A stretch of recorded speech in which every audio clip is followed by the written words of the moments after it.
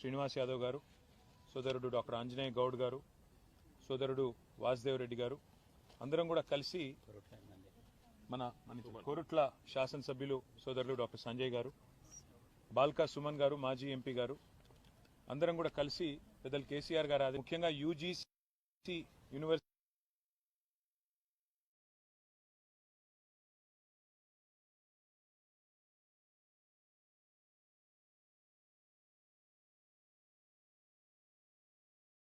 Grants commission ఏదైతే విషయమై కేంద్ర ప్రభుత్వానికి నివేదించడానికి కేంద్ర ప్రభుత్వానికి మా పార్టీ తరఫున మా అభిప్రాయాన్ని గట్టిగా చెప్పడానికి ఇక్కడికి రావడం జరిగింది.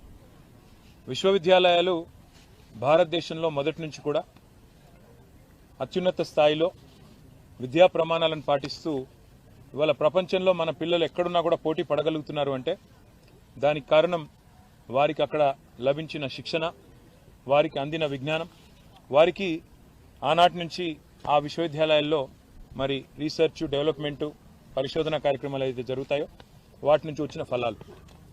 అందుకే ఇవాళ కేంద్ర ప్రభుత్వానికి మేము చేసిన విజ్ఞప్తి ఏమంటే, ఒకవైపు భారతదేశంలో కేంద్రీయ విశ్వవిద్యాలయాలు ఉన్నాయి. ఇట్లా హైదరాబాద్లో సెంట్రల్ యూనివర్సిటీ లాగా, హెచ్సియు లాగా అట్లా భారతదేశంలో చాలా సెంట్రల్ యూనివర్సిటీస్ ఉన్నాయి. అట్లాగే స్టేట్ యూనివర్సిటీస్ ఉన్నాయి. అట్లాగే ఇప్పుడు ప్రైవేట్ రంగంలో కూడా డీమ్డ్ యూనివర్సిటీలు, ప్రైవేట్ యూనివర్సిటీలు ఇట్లా రకరకాలుగా వచ్చినాయి. వీటితో పాటు కొన్ని ప్రత్యేకమైన సెంటర్స్ ఆఫ్ ఎక్సలెన్స్, ఐఐటీలు కావచ్చు, ఐఐఎంలు కావచ్చు, మన హైదరాబాద్లో ఐఎస్బి కావచ్చు, IIIT కావచ్చు, ఇట్లా కొన్ని నిష్ ఇన్స్టిట్యూషన్స్ కూడా ఉన్నాయి. మేము భారత ప్రభుత్వానికి ఇవాళ ధర్మేంద్ర ప్రధాన్ గారిని కలిసాం, అందరం కూడా కలిసి కేంద్ర హెచ్ఆర్డీ మినిస్టర్ గారు. వారికి ఏం విజ్ఞప్తి చేశామంటే, ఈ యూజీసీ మార్చే ప్రయత్నం ఏదైతే చేస్తున్నదో నిబంధనలు, అందులో మొట్టమొదటిది మాకు అభ్యంతరకరమైనది ఏమి అంటే, భవిష్యత్తులో రాష్ట్రాల యొక్క హక్కులను హరిస్తూ ప్రజాస్వామిక అదేవిధంగా సమాఖ్య స్ఫూర్తికి విరుద్ధంగా అన్ని విశ్వవిద్యాలయాల్లో కూడా, రాష్ట్ర విశ్వవిద్యాలయాల్లో కూడా, స్టేట్ యూనివర్సిటీస్లో కూడా సెర్చ్ కమిటీలకు, వైస్ ఛాన్సలర్ నియామకానికి సంబంధించి సెర్చ్ కమిటీలకు రాష్ట్ర గవర్నర్ గారికే బాధ్యత పెడుతూ ఒక నిర్ణయం తీసుకుంటున్నారు.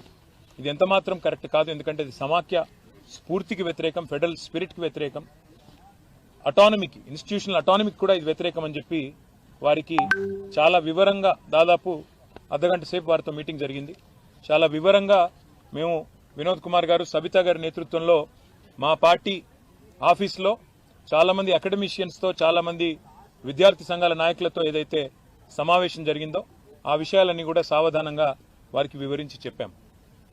అట్లాగే వైస్ ఛాన్సలర్ల ఎంపిక విషయంలో కూడా పారదర్శకత పాటిస్తూ నిష్ణాతులైన వారికే అవకాశాలు ఇవ్వాలి అని వారు కూడా సూచించారు. మేము కూడా ఏకీభవించాం. ఖచ్చితంగా నిష్ణాతులే ఉండాలి, ఖచ్చితంగా అకాడమిషియన్సే ఉండాలి. అట్లా ఉంటేనే పిల్లలకు కూడా భవిష్యత్తు ఉంటుంది, దేశానికి కూడా భవిష్యత్తు ఉంటుందని చెప్పి కూడా వారికి కూడా చెప్పినాం. కానీ ఈ విషయంలో కేంద్రం పూర్తిగా కంట్రోల్ తీసుకోవడం గవర్నర్ల ద్వారా మంచిది కాదు. సమాఖ్య స్ఫూర్తికి మాత్రం ఇది వ్యతిరేకం.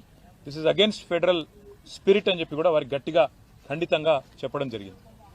అట్లాగే రాష్ట్రంలో కాదు, దేశం మొత్తంలో అన్ని విశ్వవిద్యాలయాల్లో కూడా దళిత, గిరిజన, బలహీన వర్గాల బీసీ స్టూడెంట్స్, స్కాలర్స్ కావచ్చు, పోస్ట్ గ్రాడ్యుయేట్ స్టూడెంట్స్ కావచ్చు, పిహెచ్డి స్కాలర్స్ కావచ్చు, ఇంకా మిగతా పిల్లలు కావచ్చు, ఇవాళ పెడుతున్న ఒక నిబంధన వల్ల వారికి తీవ్రమైన అన్యాయం జరిగే అవకాశం ఉందని చెప్పి కూడా మేము వివరించి చెప్పాం. ఒక క్లాజ్ తీసుకొస్తా ఉన్నారు, no suitable candidate found, NSF అని ఒకటి తీసుకొస్తా ఉన్నారు. అంటే ఈ విచక్షణాధికారం మరి మనం ఆ విశ్వవిద్యాలయానికి వదిలేసినట్టయితే వారి ఇష్టానుసారంగా అవసరమైతే అప్పుడప్పుడు అబ్యూస్ చేసి, వాళ్ళ ఇష్టం లేని వ్యక్తులు ఎవరైనా ఉంటే NSF కింద తోసేసి అక్కడ అర్హత కలిగి ఉండి కూడా రాజకీయాల వల్ల కానీ, ఇతరత్ర కారణాల వల్ల కానీ, ఏదైనా ఇతర విషయాల వల్ల కానీ సూటబుల్ SC, ST, OBC క్యాండిడేట్లకు అన్యాయం జరిగి ఇతర కమ్యూనిటీస్లో ఉండే వారిని, ఇది మంచిది ఎంతమాత్రం కాదు. కాన్స్టిట్యూషనల్ భారత రాజ్యాంగం ఇచ్చిన హక్కు రిజర్వేషన్. మరి అట్లాంటి పరిస్థితుల్లో ఈ రకమైన ఒక నో సూటబుల్ క్యాండిడేట్ అనే ఒక నిబంధన తీసుకొచ్చి SC, ST, OBC అర్హత కలిగిన విద్యార్థులకు అన్యాయం జరిగితే ఇది మంచిది కానే కాదని చెప్పి కూడా వారికి వివరంగా చెప్పాం. దాంతోపాటు మీ రిక్రూట్మెంట్లో, ప్రమోషన్లో మీరు ఎక్కువగా మెట్రిక్స్ మీద ఫోకస్ చేస్తున్నారు కాకుండా రీసెర్చ్ ఎక్సలెన్స్, అదేవిధంగా అకాడమిక్ గా కూడా కొంతమంది అకాడమిషియన్స్ చాలా మంది రీసెర్చ్ ఓరియంటెడ్ గా ఉంటారు. వారు మీరు అనుకున్న మెట్రిక్స్కి సూటబుల్ కాకపోవచ్చు. కానీ వారిని తప్పకుండా పరిగణలోకి తీసుకోవాలి, మీరు అన్ని రకాలుగా ఆల్రౌండ్గా ఆలోచించాలని చెప్పినాం. దాంతోపాటు మరి లాంగ్ టర్మ్ స్టెబిలిటీ కూడా ఉండాలి ఒకసారి ఫ్యాకల్టీని హైర్ చేసిన తర్వాత అనే విషయాన్ని కూడా గట్టిగా నొక్కి చెప్పాము. ఇంకా మొత్తం వివరంగా వారికి దాదాపుగా ఒక 6 పేజీల విజ్ఞాపన పత్రాన్ని కూడా వివరంగా వారికి ఇవ్వడం జరిగింది. ఇచ్చిన తర్వాత వారు కూడా చాలాసేపు చర్చించారు. మీరు యూజీసీకి చెప్పారా మీ అభిప్రాయం అన్నారు. యూజీసీకి కూడా చెప్పినాము, ఆన్లైన్ అప్లోడ్ కూడా చేశామని చెప్పాము. కానీ గౌరవ మంత్రి గారికి మీరు దయచేసి ఈ విషయంలో సావధానంగా ఆలోచించి రాష్ట్రాల హక్కులు హరించకుండా, రాష్ట్రాల అటానమీ హరించకుండా సమాఖ్య స్ఫూర్తికి విరుద్ధంగా నిర్ణయాలు తీసుకోవద్దని చెప్పి వారికి విజ్ఞప్తి చేశాం. ఆ తర్వాత పెద్దలు నితిన్ గడ్కరీ గారిని కూడా కోరుట్ల ఎమ్మెల్యే గారు, ముఖ్యంగా కోరుట్ల ఎమ్మెల్యే గారి విజ్ఞప్తి ఇది. వాళ్ళ ఒక జాతీయ రహదారి జనగామ నుంచి బయలుదేరి ఇవాళ కోరుట్ల దాకా పోయే అవకాశం ఉన్నప్పటికీ సిరిసిల్ల కాడనే టర్మినేట్ అవుతా ఉంది. NH 365B గతంలో వినోద్ కుమార్ గారు పార్లమెంట్ సభ్యులుగా ఉన్నప్పుడు ఇన్ ప్రిన్సిపల్ అప్పటి ప్రభుత్వం ఇదే గడ్కరీ గారు అంగీకరించారు.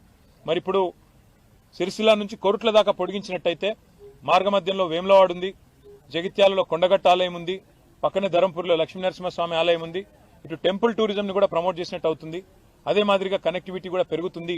కాబట్టి NH 365Bని మధ్యమానేరు జలాశయం మీదుగా రాజరాజేశ్వర సాగర్ ఏదైతే ఉందో దాని మీదుగా ధవళేశ్వరంలో ఎట్లయితే రోడ్ కమ్ రైల్ బ్రిడ్జ్ కట్టినారో అట్లాగే మిడ్ మానేరు మీదుగా కూడా ఒక రైల్ కమ్ రోడ్ బ్రిడ్జ్ కట్టి వేములవాడ మీదుగా కోరుట్ల దాకా తీసుకుపోయి అక్కడ NH 63 వస్తుంది, దానికి కలపండి అని చెప్పి కూడా గడ్కరీ గారిని కోరాము. పరిశీలిస్తానని వారు కూడా చెప్పారు.